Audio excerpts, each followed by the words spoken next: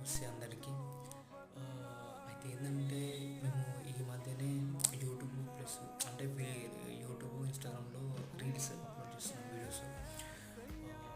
Funny content and ఇంకా వేరే content కూడా ఎమోషన్ కంటెంట్ రెండు వేరే వేరే ఐడియాలలో అప్లోడ్ చేస్తున్నాం.